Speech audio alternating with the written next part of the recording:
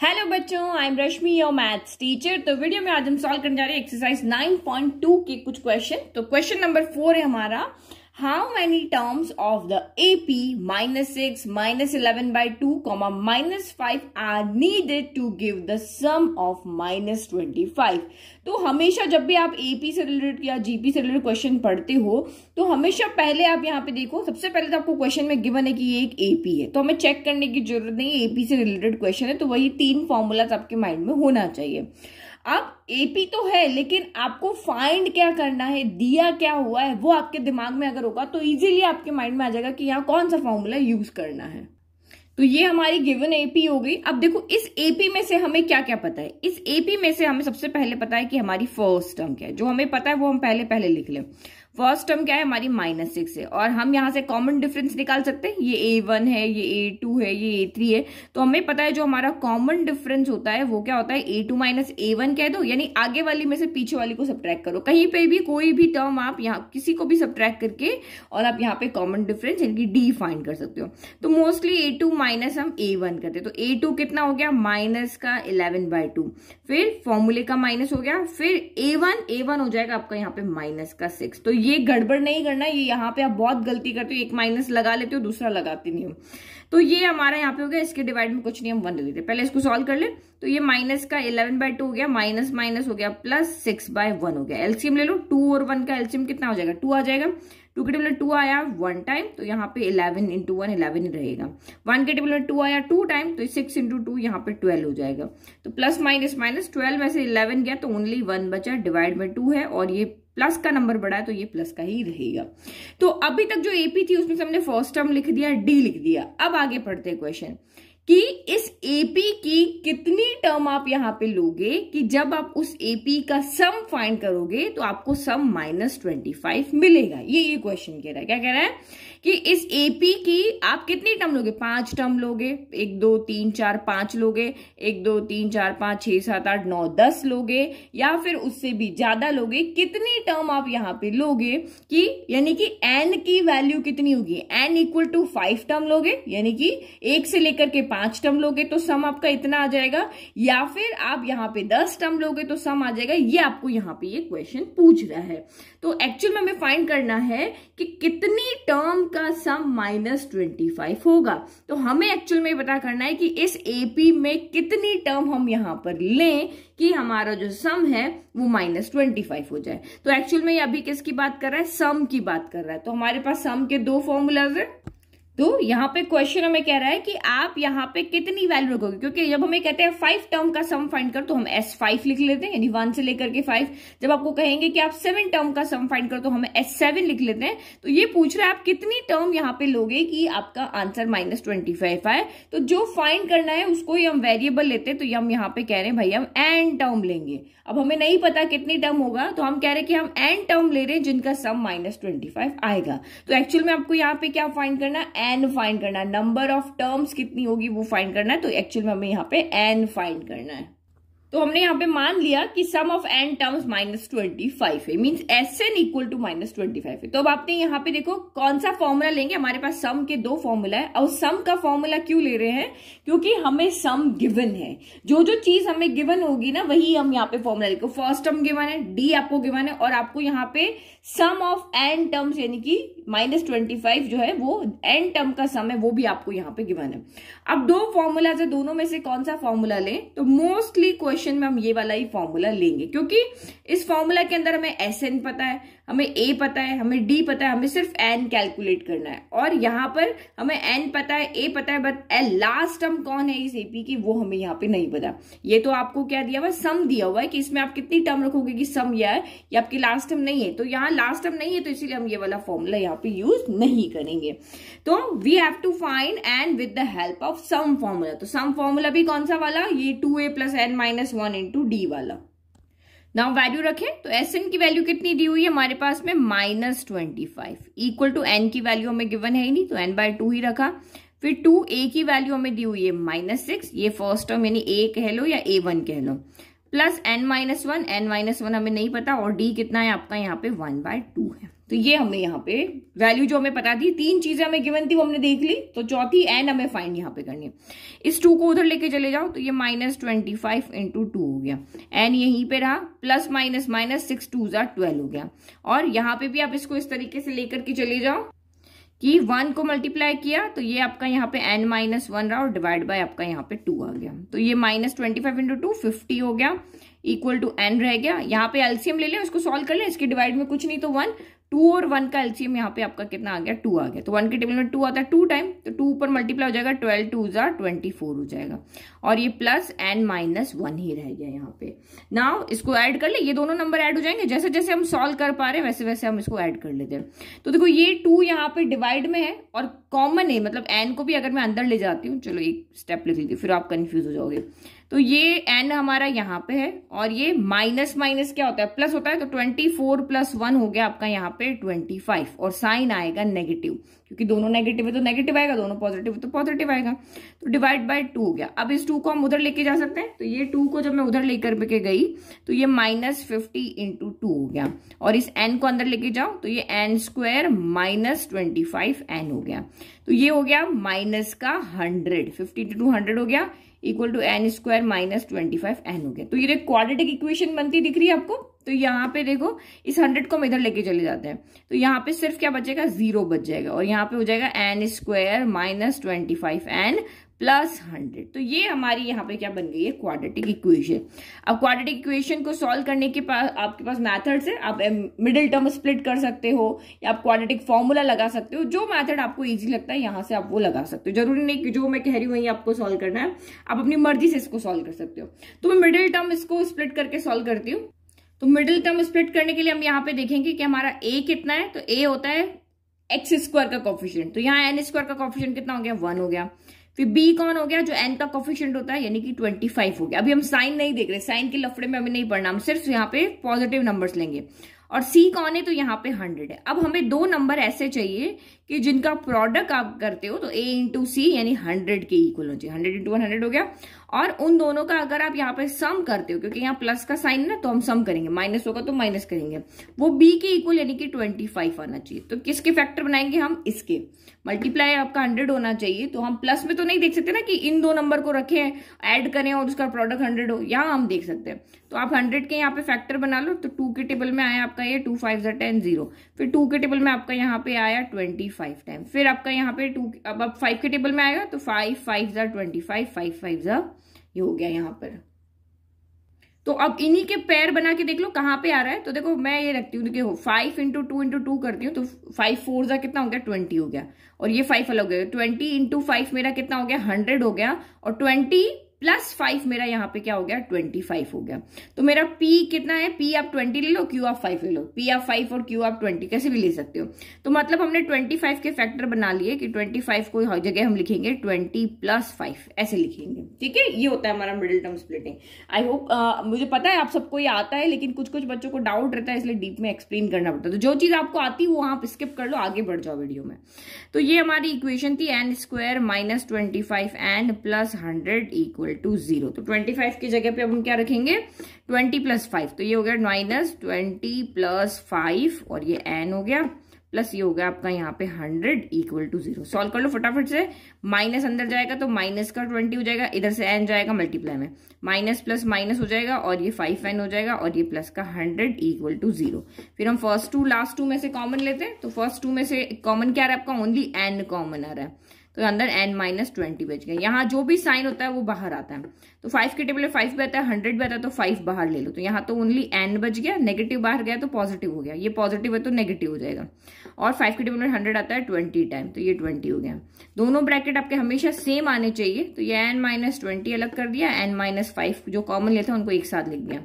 अब हम कह रहे हैं कि व्हेन n -20 अगर यहाँ पे 0 है तो n इक्वल टू आपका 20 हो जाएगा। फिर दूसरी बार में हम यहाँ पे कह रहे हैं कि व्हेन n -5 अगर हमारा 0 है तो n इक्वल टू आपका 5 हो जाएगा। तो आपको 2 वैल्यू यहाँ पे मिल रही है कि n इक्वल टू अगर आप 20 लेते हो तब भी आपकी, यानी कि n इक्वल 20 मतलब 25 टर्म अगर आप यहाँ पे लेते हो तब भी आपका सम -25 आएगा, और n इक्वल टू 5 लेते हो, यानी 5 टर्म आप यहाँ पे लेते हो, तब भी आपका सम यहाँ पे माइनस का 25 आएगा।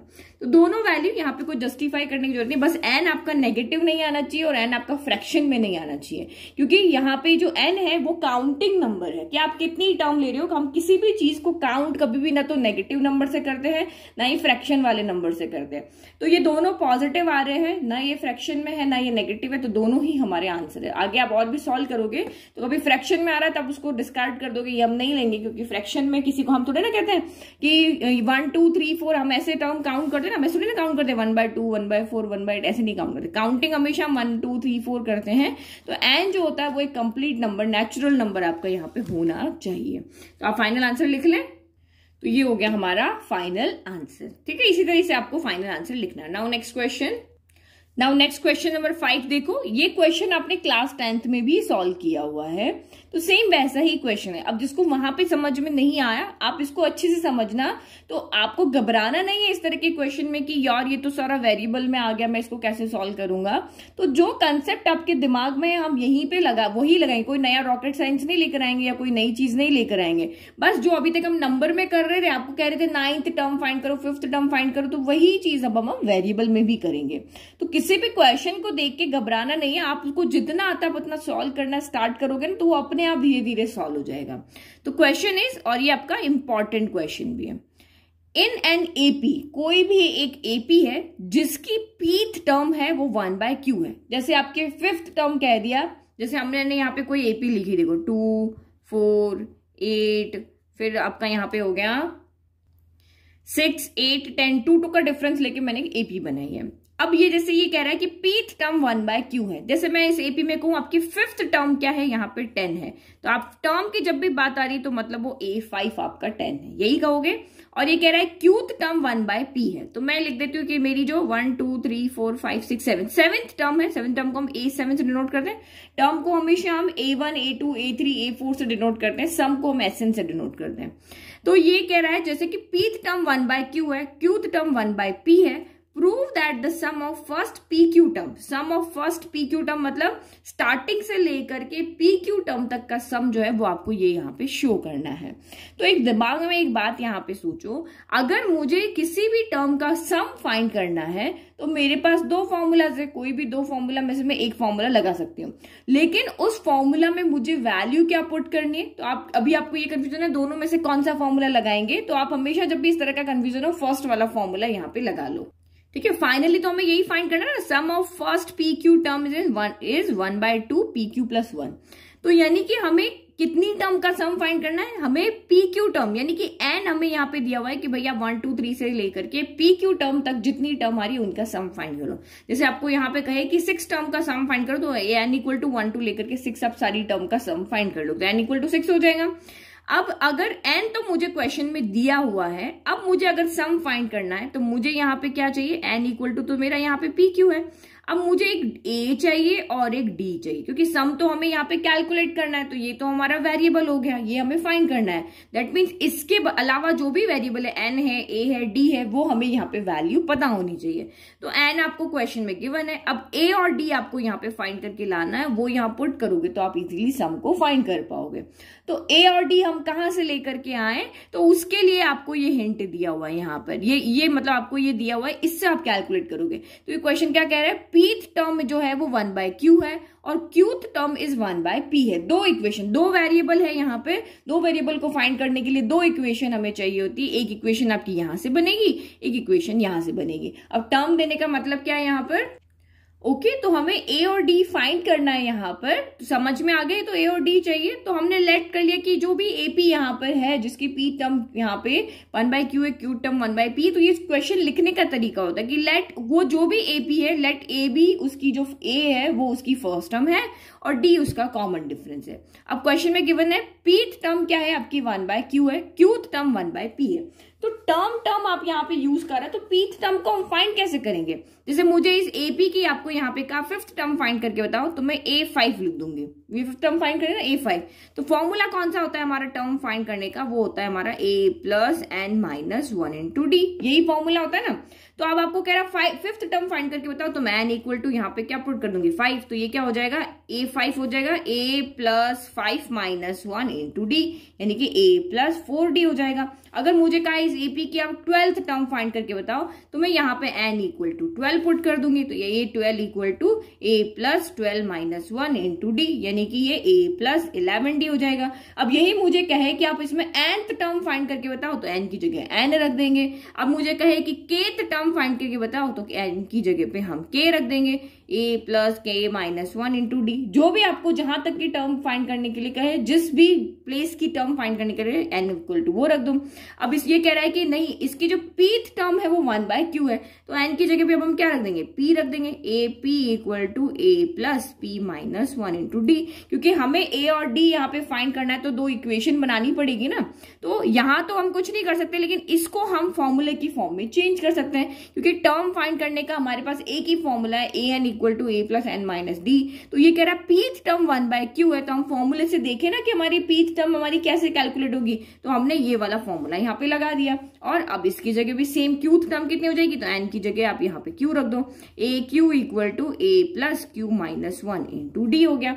अब ये कह रहा है pth टर्म 1/q है, तो दैट मीन्स यहाँ पे क्या हो रहा है, इसके कहने का मतलब है कि जो AP है वो आपका 1/q है, और यहाँ पे आपका ये कह रहा है कि AQ है वो 1/p है। तो अभी भी हमारी इक्वेशन AD की फॉर्म में तो नहीं है ना, तो उसको AD की फॉर्म में चेंज करो, AP यानी क्या हो जाएगा, a plus p minus 1 into D. तो ये हो जाएगा a plus p minus 1 into D, ये आपको दिया हुआ है 1/q। और इसका मतलब क्या है, AQ यानी a plus q minus 1 into D. चाहे वेरिएबल की फॉर्म में सॉल्व करो, चाहे नंबर्स की फॉर्म में सॉल्व करो, सॉल्व करने का तरीका आपका वही रहेगा। और दिमाग में ये चीज चाहिए, a और d दो वेरिएबल चाहिए, तो दो इक्वेशन चाहिए, वो दो इक्वेशन आपको क्वेश्चन में जो हिंट दिए होंगे वहीं से आपको बनानी पड़ेगी। तो ये इक्वेशन नंबर मेरी 1 हो गई, ये इक्वेशन नंबर मेरी 2 हो गई। अब इन दोनों को सॉल्व कर लो, चाहे एलिमिनेशन से करो चाहे सब्स्टिट्यूशन से करो। तो मुझे तो यहाँ डायरेक्ट दिख रहा है कि a से a मेरा यहाँ पे कैंसिल हो रहा है, तो मैं सीधा एलिमिनेट कर देती हूँ। तो दोनों का साइन प्लस है, तो क्या एलिमिनेट तो होगा नहीं, लेकिन कॉफिशिएंट दोनों के सेम है, तो साइन यहाँ पे क्या करना पड़ेगा, चेंज करना पड़ेगा। ये प्लस है तो माइनस हो गया, ये प्लस है ये माइनस हो गया, यहाँ पर भी प्लस है तो ये हो गया माइनस। अब देखो a से तो ये आपका सीधा यहीं पे कैंसिल हो गया। अब इसको आगे सॉल्व करो, तो ये जो बच रहा है ना, एक बार हम बोल देते p माइनस 1 इंटू डी, इसका साइन क्या है, माइनस है, तो यहाँ minus q minus 1 into D लिख लेते हैं, और यहाँ पे 1/q माइनस 1/p हो जाएगा। सॉल्व करने का तरीका अलग है, वेरिएबल में सॉल्व करना थोड़ा टफ पड़ता है, नंबर्स होता तो इजीली अभी प्लस माइनस होके सॉल्व हो जाता है, लेकिन इसको भी सॉल्व करने का तरीका आपको यहाँ पर आना चाहिए। नाउ इसको यहाँ पे दोनों में से क्या चीज कॉमन है, d कॉमन है, तो आप यहाँ से d कॉमन ले लो, तो यहाँ से p माइनस 1 बचा, और यहाँ पे माइनस, हम बड़ा ब्रैकेट लगा लेते, माइनस है ना तो अंदर साइन चेंज हो गए, यहाँ पे q माइनस 1 बचा, और इक्वल टू यहाँ पे क्या बचा आपका, एलसीएम ले लें, p और q का एलसीएम क्या हो जाएगा, pq हो जाएगा। यहाँ q है बट p नहीं, तो ऊपर p आ जाएगा, यहाँ पे p है बट q नहीं, तो ऊपर यहाँ पे q आ जाएगा। अब इसको सॉल्व करो, तो ये हो गया आपका d, ये हो गया p minus 1, minus plus minus q हो गया, माइनस माइनस प्लस 1 हो गया, equal to p minus Q divide by P Q हो गया। तो माइनस 1 से प्लस 1 कैंसिल हो गया, तो यहाँ से क्या बचा, d के मल्टीप्लाई में p माइनस क्यू बचा, तो यहाँ से आपका क्या हो गया, p माइनस क्यू यहाँ भी है, और डिवाइड बाय आपका यहाँ पे पी क्यू हो गया। तो दोनों के इक्वल के लेफ्ट में भी p माइनस क्यू न्यूमरेटर में इधर भी है, तो ये सीधा कैंसिल हो जाएगा। अब जिसको ये नहीं समझ में आ रहा वो यहाँ पे देखो, d equal to p minus Q यहाँ पर है, हमें d की वैल्यू चाहिए ना, p माइनस क्यू को इधर भेज दो, तो ये डिनोमिनेटर में आ जाएगा। तो ये देखो, ये मल्टीप्लाई में ना सारे, ये इसके मल्टीप्लाई में, तो ये ब्रैकेट से ये ब्रैकेट कैंसिल हो जाएगा। तो d इक्वल टू आपका कितना हो गया, 1/pq आ गया। ये हमने इसी तरह से हम जो इक्वेशंस को सॉल्व करते थे वैसे ही इसको सॉल्व किया ना, तो थोड़ी सी इसकी प्रैक्टिस करना। अब d आपको मिल गया, अब a चाहिए, तो चाहे इक्वेशन 1 में पुट करो वैल्यू, चाहे इक्वेशन 2 में पुट करो, और आप यहाँ पे a की वैल्यू फाइंड करके लाओ। ओके, तो हमने d फाइंड कर लिया। अब d की वैल्यू फर्स्ट में पुट कर लेते हैं, आप चाहो सेकंड में भी पुट कर सकते हो, आंसर सेम आएगा। तो फर्स्ट इक्वेशन क्या है हमारी, a प्लस p माइनस 1, और d कितना है आपका 1/pq, जहां d दिख रहा है वहां वैल्यू रख दो, इक्वल टू 1/q हो गया। अब 1/pq को हम यहाँ पे अंदर लेके चले जाए इसको सॉल्व करने के लिए, तो ये p into 1 p upon pq हो जाएगा। फिर plus minus minus 1 into 1/pq हो जाएगा, इक्वल टू 1/q हो गया। p से ही आपका p कैंसिल हो गया, तो यहां से क्या बच गया आपका a plus 1/q minus 1/pq equal to 1/q। अब इक्वल के दोनों साइड 1/q, दोनों का साइन भी सेम है, तो ये डायरेक्ट आपका कैंसिल हो जाएगा। तो एक स्टेप आपको कम करना, डायरेक्ट कैंसिल करके इसको इधर भेज सकते हो। नहीं समझ में आया तो हमें ए की वैल्यू चाहिए, बाकी सबको उधर भेज दो। प्लस का 1/q इधर आके माइनस का 1/q, प्लस माइनस का 1/pq इधर आके प्लस का 1/pq हो गया। 1/q से 1/q कैंसिल हो गया, यानी कि a इक्वल टू आपका 1/pq आ गया। यानी हम यहाँ पे क्या दिख रहे हैं, दोनों की वैल्यू a और d दोनों की वैल्यू यहाँ पर हमारी सेम है। लेकिन सोचने का तरीका आपका वैसा ही होना चाहिए जैसे कि मैंने आपको बताया है कि क्वेश्चन में क्या फाइंड करना है और कैसे फाइंड करना है। तो अब इसने आपको कहा है कि आप प्रूव करके बताओ कि pq टर्म का जो सम है वो ये होगा, तो यही लिखे हम। ओके, तो हमें यहाँ पे क्या करना है, sum of first PQ term. First PQ term मतलब 1 से लेकर के पीक्यू तक की सम हमें यहाँ पे फाइंड करना है। तो ये वाला फॉर्मूला है, फॉर्मूला तो मैंने आपको पहले ही बता दिया। ये वाला फॉर्मूला लेंगे क्योंकि इसमें हमें n पता है, a पता है और d पता है। तो यहाँ पे n इक्वल टू हम क्या पुट करेंगे, pq पुट करेंगे, क्योंकि इसने बोला है इतनी टर्म 5 टर्म का है तो n इक्वल टू 5, अगर 10 टर्म का है तो n इक्वल टू 10 और pq का है तो n इक्वल टू pq हो गया। नाउ वैल्यू पुट करो तो s of pq, sum of यानी pq term, still pq terms equal to n की जगह रखा pq/2, a कितना है आपका, a आपका 1/pq है, तो ये 1/pq हो गया। प्लस n-1, तो n आपका यहाँ पे क्या है, pq है, तो pq-1 और d भी आपका 1/pq है। अब आप इसको सॉल्व करो और प्रूव करके दिखा दो कि ये 1/2pq + 1 के इक्वल है। तो हम इसको सॉल्व करें तो ये हो गया आपका pq/2, ये आपका यहाँ पे 2 × 1 2/pq हो गया। यहाँ पे भी इसको अंदर लेके चले plus plus plus pq × 1 pq divide by आपका pq हो गया। Plus minus minus 1 into this, तो 1 को किसी से मल्टीप्लाई करो वही रहता है। तो ये तो pq/pq क्या हो गया, 2/2 जैसे 1 होता है ना, वैसे pq/pq 1 हो गया। तो ये हो गया आपका pq/2 और ये बच गया आपका 2/pq - 1/pq। तो इसका हम एलसीएम ले लें, वैसे भी दोनों का डिनोमिनेटर सेम है तो यहाँ पे pq ही रह जाएगा। तो ये हो गया spq = pq/2 हो गया। और यहाँ पे अगर हमने एलसीएम लिया तो एलसीएम आपका pq आएगा। तो यहाँ डिनोमिनेटर pq है तो न्यूमरेटर भी एज इट इज रहेगा, यहाँ भी डिनोमिनेटर pq है तो डिनोमिनेटर आपका एज इट इज रहेगा। तो ये आपका यहाँ पे क्या हो जाएगा, अच्छा हम एक चीज देखना भूल गए ना, ये +1 रह गया, देखो ऐसे मिस्टेक्स हो जाती है। +1 तो रह गया ना, ये हमने ये दोनों लिख लिया, ये कहाँ रखा, तो ये यहाँ पर इसको भी लिखना है साथ में, तो इसको मैं अलग कलर से लिख लेती हूँ। ये आपका यहाँ पे +1 रह गया। तो हम +1 के साथ कुछ नहीं कर रहे क्योंकि +1 यहाँ पे हमारा एज इट इज है, तो इसके साथ हम एलसीएम नहीं ले रहे। तो स्मार्टली जो शो करना है ना वही उसको देख के करो। तो हमें यहाँ पे pq चाहिए, तो हम +1 के नीचे तो कुछ भी नहीं है ना, तो हम इसका एलसीएम यहाँ पे नहीं लेते या फिर इसको हम ऐसे ही छोड़ देते हैं। ठीक है, तो ये आपका यहाँ पे हो जाएगा। और अगर आप एलसीएम ले भी लोगे ना तब भी ये सॉल्व हो जाएगा। ठीक है, ऐसा कोई जरूरी नहीं कि जो मैं कह रही हूँ वही करो, आपके दिमाग में जो सोल्यूशन आता है ना उसको ट्राई किया करो। तो 2 - 1 तो 1/pq + 1 हो गया। अब जो हमें शो करना है वो आपका यहाँ पे क्या है, वो है 1/2pq + 1 है, ये हमें शो करना है। तो बाहर 1/2 ही है, तो आप इसको यहाँ पे क्या करो, pq को अलग कर दो। यहाँ पे 1/2 अलग कर दिया, pq अलग कर दिया और ये 1/pq + 1 है। तो अब ये pq हमें नहीं चाहिए, बाहर तो है ही नहीं ना, तो pq को अंदर लेके जाओ, जो शो करना उसके अकॉर्डिंग हम देख रहे हैं। तो pq अंदर गया तो ये 1 से मल्टीप्लाई होके pq/pq हो गया और यहाँ पे 1 से मल्टीप्लाई होके ये pq हो गया। तो अगेन वही pq से pq कैंसिल हो गया, 1 टाइम आ गया, तो ये आंसर आपका आ गया 1/2 1 + pq। अब एडिशन में ऑर्डर मैटर नहीं करता, आगे पीछे आप लिख सकते हो। तो ये आपका हो गया 1/2 और ये हो गया pq + 1। तो हैंड्स प्रूफ, ये हमें प्रूव करना था, हैंड्स प्रूफ। तो ये रहा हमारा इंपॉर्टेंट क्वेश्चन। तो 1-2 बार आप इसकी प्रैक्टिस कर लेना कि लॉजिक समझ लेना इस तरह के क्वेश्चन के पीछे क्या लॉजिक होता है, कैसे हम यहाँ पे सोचते हैं इन क्वेश्चंस को सॉल्व करने। अगर आपका दिमाग बिल्कुल क्वेश्चन के अकॉर्डिंग चलने लगे तो कुछ भी चीज रटने की जरूरत नहीं है। क्या गिवन है, क्या फाइंड करना है, जो फाइंड करना है वो कैसे फाइंड करना है, क्योंकि एपी के अंदर सिर्फ 3 फॉर्मूलाज है, उन्हें 3 फॉर्मूलाज को यूज करके आपको फाइंड करना है। तो जब भी टर्म आती है तो टर्म वाला फॉर्मूला लेना है, जब भी सम लिखा होगा तो सम वाला फॉर्मूला यूज करना है। नाउ क्वेश्चन 6 देखो, ये भी बिल्कुल पहले जैसा ही क्वेश्चन है लेकिन उससे एक स्टेप हम थोड़ा आगे करेंगे। If the sum of certain number of terms of the AP is 116, तो ये कोई हमारी एपी चल रही है इस तरह से 25, 22, 19 इस तरह से एपी चल रही है।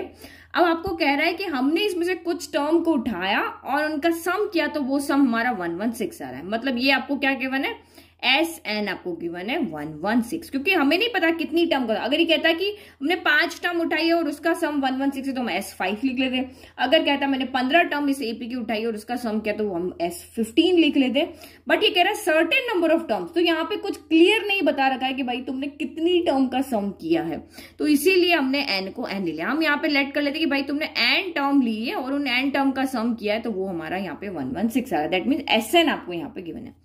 Find the last term. अब आपको ये कह रहा है आप लास्ट टर्म यहाँ पे फाइंड करके बताओ। लास्ट टर्म यानी कि nth टर्म। इस एपी की लास्ट टर्म कौन होगी, हमें क्या पता कौन सी होगी, 100 नंबर पे होगी। टोटल कितनी टर्म है हमें क्या पता। अगर हमें पता चल जाए कि इस एपी में टोटल 50 टर्म है, तो हम 50 नंबर पे 50 के प्लेस पे कौन से नंबर की टर्म आ रही है, जैसे फर्स्ट पे 25 आ रही है, सेकंड पे 22 आ रही है, ऐसे ही 50 नंबर पे कौन सी टर्म आती है वो हम यहाँ पे कैलकुलेट कर लेंगे।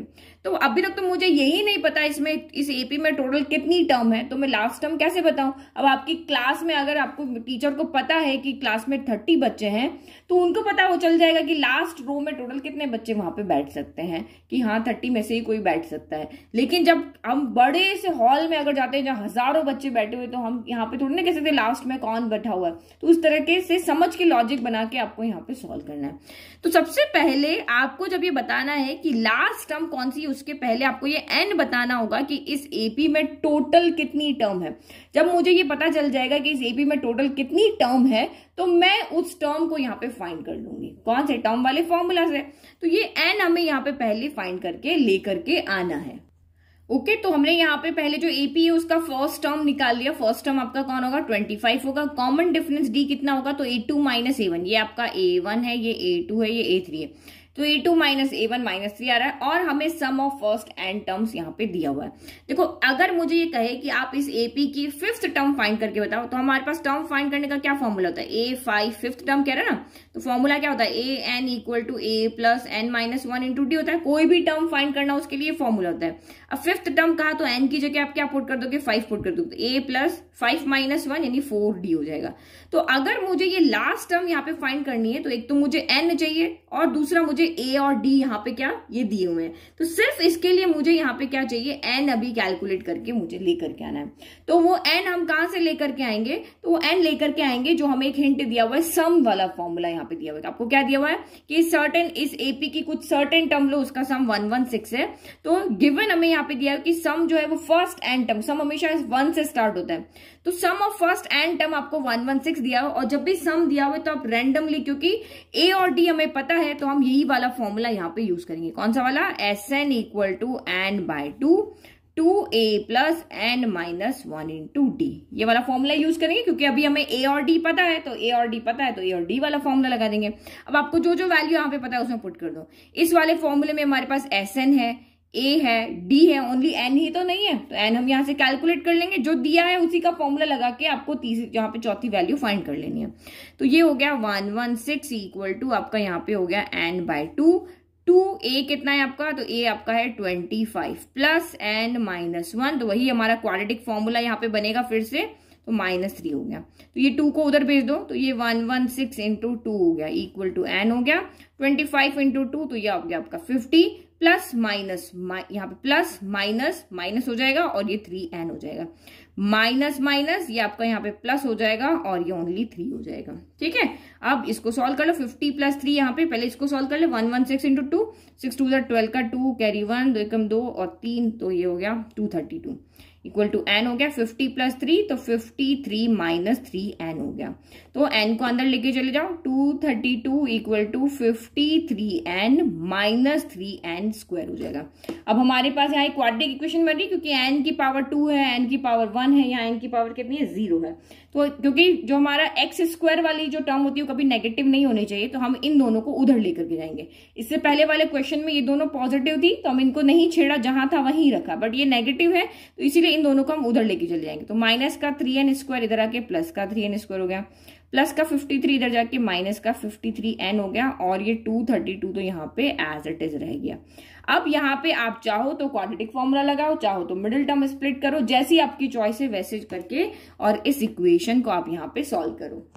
तो मिडिल टर्म स्प्लिट करें, क्योंकि बड़े बड़े नंबर है, तो बी स्क्वायर माइनस 4ac वाला लोगे तो बहुत ज्यादा बड़े बड़े नंबर हो जाएंगे, रूट से बाहर निकालना और मुश्किल काम हो जाएगा। तो यहाँ देखो a कितना है आपका 3 है, b कितना है आपका यहाँ पे 53 है, और c कितना है यहाँ पे 232 है। तो सबसे पहले हमें दो नंबर ऐसे चाहिए जिनका प्रोडक्ट जो है वो 3 इंटू a इंटू सी यानी 3 इंटू 232, यानी कि अगर आप इसको सॉल्व करोगे 3 2 जा 6, 3 6 9, 3 2 जा 6, 696 की इक्वल आना चाहिए। और यहाँ साइन प्लस है ना, तो उन दोनों का अगर आप यहाँ प्लस करते हो तो ये आपका 53 आना चाहिए। तो 696 की हम यहाँ पे पहले क्या बना ले, फैक्टर बना ले। तो मैं यहाँ साइड में बना लेती हूँ इस तरफ, ये मैंने 696 के फैक्टर बनाया। 2 की टेबल में आया 3 टाइम, और 9 आपका आएगा यहाँ पे 4 टाइम, और 1 बच गया 8 टाइम आपका ये आ गया। फिर 2 के टेबल में आएगा 1 टाइम, 7 टाइम, 4 टाइम। फिर 2 के टेबल में आपका यहाँ पे आएगा 17, 8 टाइम 16 हो गया, 1 बच गया 7 टाइम, तो 87 आ गया। नाउ 3 के टेबल में गया तो 3 2 जा 6 हो गया, और 3 9 जा, तो 29 तक हम यहीं पे स्टॉप कर लेते हैं। ठीक है, ये यहीं पे स्टॉप कर दिया। अब यहाँ पे इस तरह से फैक्टर बनाओ, इस तरह से पेयरिंग करो नंबर की कि उन दोनों को ऐड करने पर 53 आ जाए। तो देखो मैं 29 को तो 29 रहने देती हूँ एक बार, तो ये 2 2 जा 4, 4 2 जा 8, 8 3 जा 24 हो गया। तो अगर मैं यहाँ देखती हूँ क्या 29 प्लस 24 मेरा 53 होता है, तो 9 प्लस 4 3 हो गया, 13 ये कैरी 53। तो यस, तो हमारे पास यानी इन दोनों को मल्टीप्लाई करने पर तो आपका 696 ही आएगा, क्योंकि इसी के तो फैक्टर बना है, और इन दोनों को ऐड करने पर 53 आ रहा है। दैट मीन्स मुझे मिल गया कि P मेरा यहाँ पे 29 या फिर 24, और दोनों में से एक P हो जाएगा और एक Q हो जाएगा। तो ये मुझे यहाँ पे नंबर्स मिल गए। तो इजीली हमने यहाँ पे बना लिया। अब हम साइड में इसको वैल्यू को पुट करके पहले n की वैल्यू फाइंड करते हैं। तो अब 53 की जगह हम क्या रख दें, 29 प्लस 24 रख दें। तो मैंने यहाँ पे लिख दिया to find last term, first we have to find total number of terms in AP. इस एपी के अंदर टोटल कितनी टर्म्स है पहले हमें वो फाइंड करना पड़ेगा। तो वही n फाइंड कर रहे हो। तो 53 की जगह अब हम क्या रख देंगे, 3n स्क्वायर माइनस 53 की जगह हम लिख देंगे 29 प्लस 24 लिख दिया। और बस वही जैसे हम इसको सॉल्व करते थे वैसे ही आप सॉल्व करो। तो ये हो गया 3n square minus plus minus 29n, फिर माइनस प्लस माइनस 24n हो गया, प्लस का 232 हो गया इक्वल टू 0। इन दोनों में से देखो कुछ भी कॉमन नहीं आ रहा है ना, 3 के टेबल में 29 नहीं आता है, तो ओनली n कॉमन आ रहा है। तो 3n माइनस आपका यहाँ पे 29 हो गया, फिर माइनस, तो आप यहाँ पे देखो कि अगर हमने 232 यहाँ पे हमें चाहिए, नहीं 232 में दिया हुआ हमें 29 चाहिए। तो देखो 8 की टेबल में यहाँ पे 8 आप कॉमन ले लो, तो 8 की टेबल में 24, यहां से देख लो ना, यहाँ 3 है ना, तो ये कौन से नंबर की टेबल में 24 3 टाइम आता है, तो 8 की टेबल में 3 टाइम आता है, तो यहाँ नेगेटिव साइन है, नेगेटिव को तो हम बाहर ले लेंगे। 8 की टेबल में 24, क्योंकि ये ब्रैकेट जो यहाँ है ना वही का वही ब्रैकेट यहाँ भी होना चाहिए। तो यहाँ 3n है, यहाँ भी 3n होना चाहिए। तो इससे मैंने आइडिया लगाया कि यहाँ 8 कॉमन आएगा, क्योंकि 8 3 जा क्या होता है 24 होता है। माइनस बाहर लिया तो ये नेगेटिव पॉजिटिव हो गया, ये पॉजिटिव नेगेटिव हो जाएगा। और 8 यहाँ पे जो 29 है वो एज इट इज आप देख के लिख सकते हो, कॉमन लोगे ना चाहे डिवाइड करके देखोगे तब भी वही आंसर आएगा। अब दोनों ब्रैकेट आपके सेम, तो इसमें से एक को बाहर लो, हमेशा दोनों ब्रैकेट सेम होंगे। तो आप बिना यहाँ से आंखें बंद करके बिना सॉल्व के आप सीधा का सीधा यहाँ पे सिर्फ 24 को देख के बाहर 8 ले लो, बाकी आप एज इट इज लिख लो।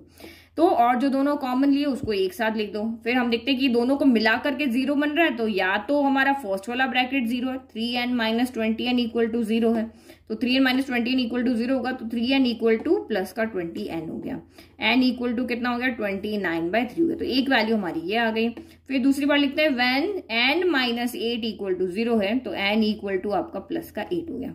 तो दो वैल्यू हमारी यहाँ पे आ रही है। बट मैंने आपको कहा कि जब भी हम किन्हीं भी चीजों को काउंट करते हैं, यहाँ हम नंबर ऑफ टर्म्स को काउंट करें 1 2 3 4 5 6, तो काउंटिंग कभी भी फ्रैक्शन नंबर से नहीं होती कि हाफ है, ये 1/4 है, 1/8 है।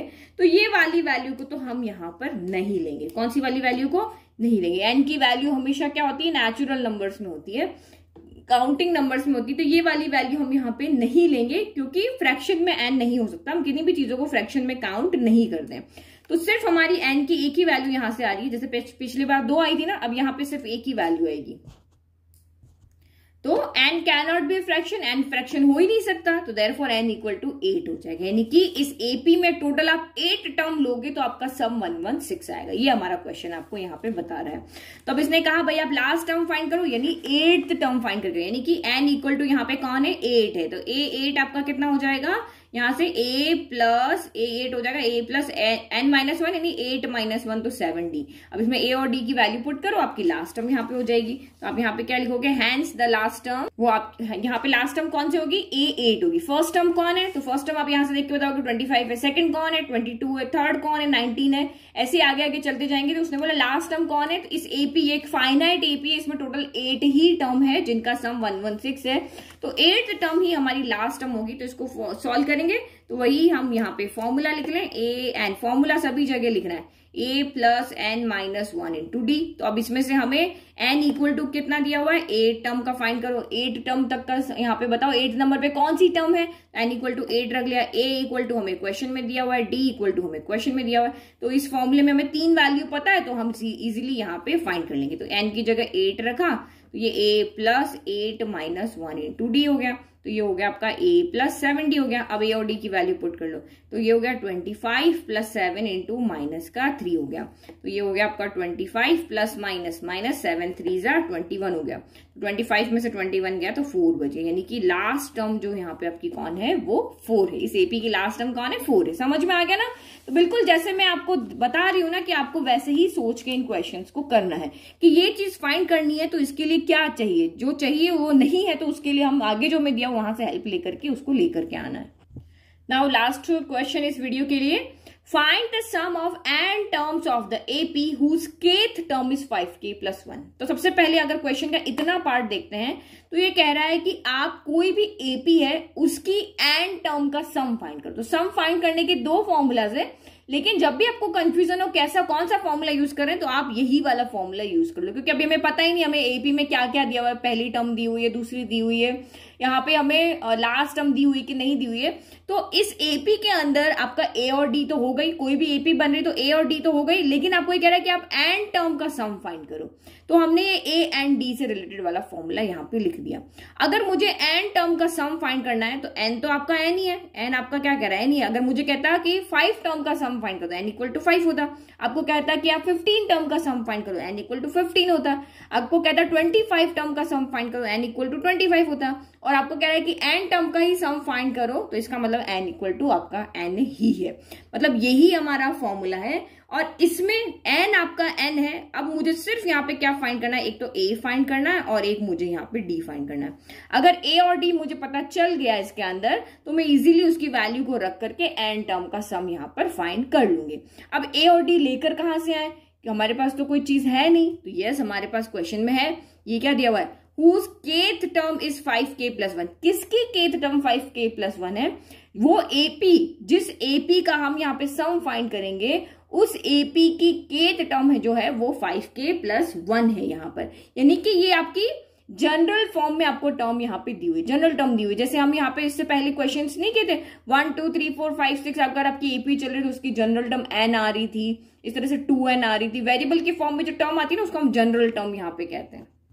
देखो इस तरह से समझो, आपको अभी तक ये पता है कि जनरल टर्म जो होती है वो हमारी n की फॉर्म में होती है, ठीक है। अगर मैं इसकी जनरल फॉर्म लिखती हूँ ना तो ये 2n की फॉर्म में है। कैसे, देखो 1 n की जगह 1 रखा तो 2 1 जा 2 आ जाएगा, n की जगह 2 रखा तो 2 2 जा 4 आ जाएगा, n की जगह 3 रखा तो 3 2 जा 6 आ जाएगा, 4 रखा तो 4 2 जा 8 आ जाएगा।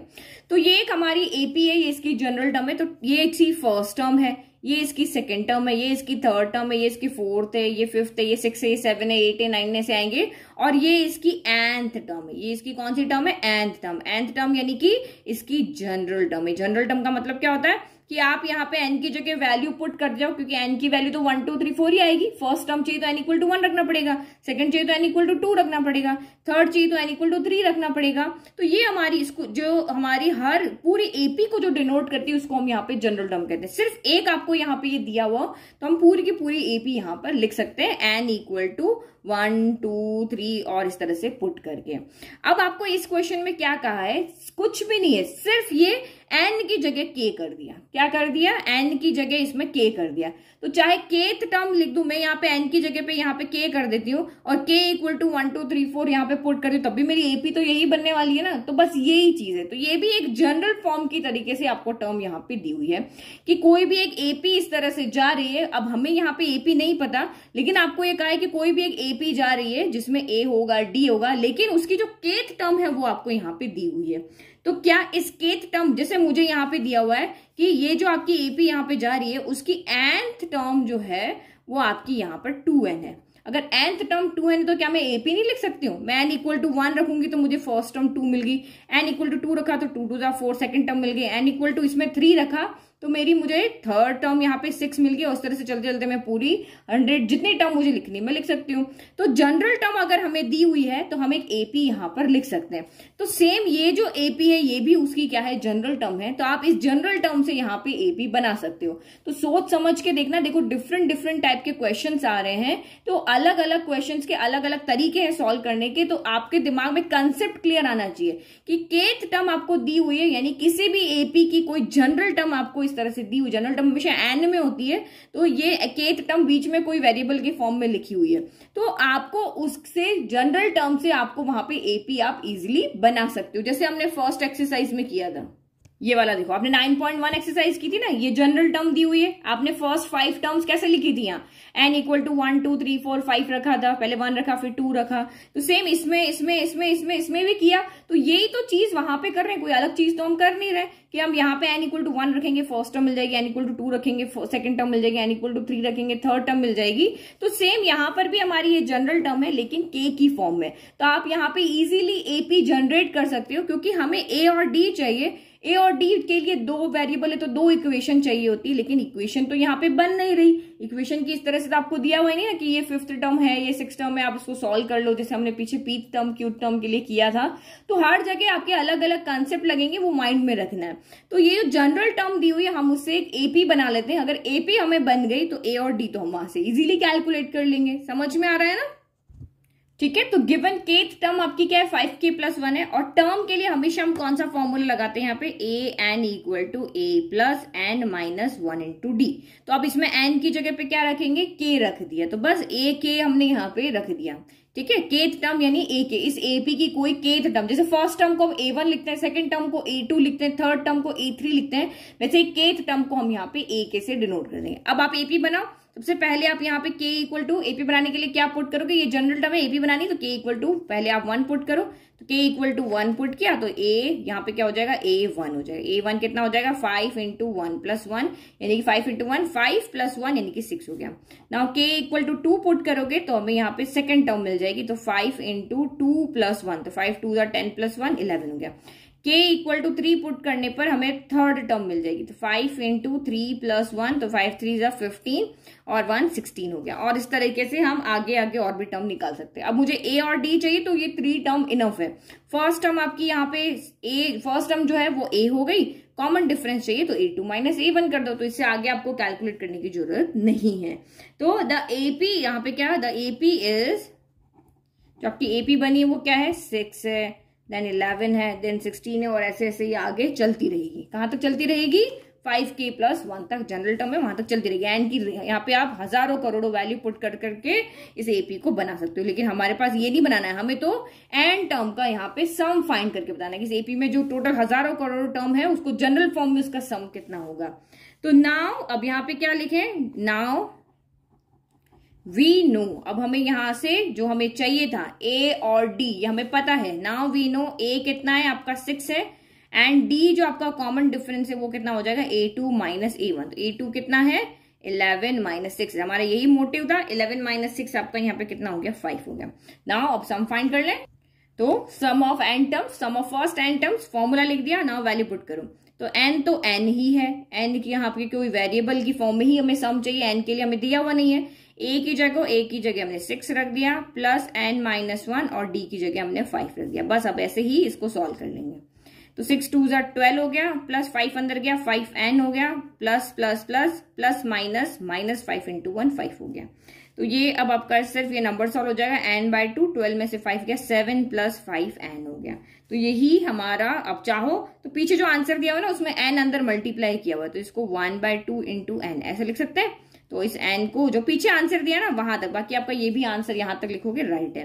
तो n को अंदर लेकर गए, 7 इंटू n, तो ये आपका 7n हो गया, और 5n को n से मल्टीप्लाई किया तो 5n² हो गया। तो यानी कि ये हो जाएगा आपका 1/2 ऑफ n स्क्वायर को पहले लिख दो, पीछे आंसर मैच करना है इसलिए, बाकी ऐसा कोई जरूरी नहीं है, नहीं तो बोलो कि मैम पीछे से तो आंसर आपका मैच ही नहीं कर रहा। तो ये हमारा यहाँ पे फाइनल आंसर हो गया। ठीक है, यहां तक लिख लोगे तब भी आपका यहाँ पर राइट है। तो समझ में आ गया ना।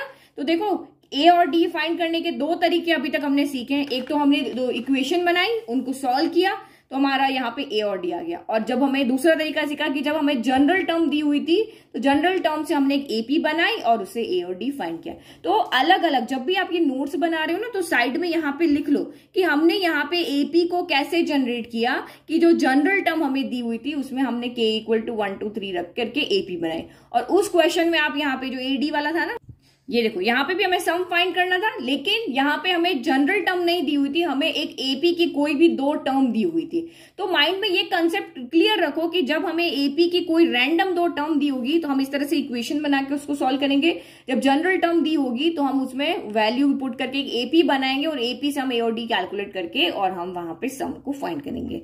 तो ये चीजें आपको भी ऐसे ही सोच के अपने कंसेप्ट क्लियर करने, ताकि आप जब यहाँ पे रिविजन करने बैठो ना तो ये चीजें बार बार आपको समझ ना पड़े। जो इस क्वेश्चन का कंसेप्ट है कि हमने यहाँ पे दो इक्वेशन क्यों बनाई है वो साइड में आप यहाँ पे लिख लो कि इस क्वेश्चन में सम तो हमें उसमें भी फाइंड करना है, इसमें भी फाइंड करना है, इन दोनों में डिफरेंस क्या है वो डिफरेंस आप साइड में यहाँ पे लिखते जाओ कि किसी भी एपी के सम को अगर हमें फाइंड करना है तो ए और डी कैलकुलेट करने के क्या क्या तरीके होते हैं। फर्स्ट तरीका हमारे पास ये है इक्वेशन बनाने वाला, दूसरा तरीका हमारे पास अगर आपको जनरल टर्म दी हुई तो वो वाला मेथड है। तो जितने तरीके हैं वो आपके फिंगर्स पे होने चाहिए ताकि आप एग्जाम में क्वेश्चन करने जाओ तो वही तरीके लगाओ। पहला मेथड लग रहा है, दूसरा लग रहा है, तीसरा लग रहा है, चौथा लग रहा है, और उस तरीके से आपके वहां पे इजीली क्वेश्चंस को सॉल्व कर जाओ। ठीक है, तो आई होप आपको 4 क्वेश्चंस ये अच्छे से समझ में आ गए। अभी भी कोई डाउट है कमेंट बॉक्स में कमेंट करें और चैनल को लाइक शेयर सब्सक्राइब करना ना भूलें। Thank you.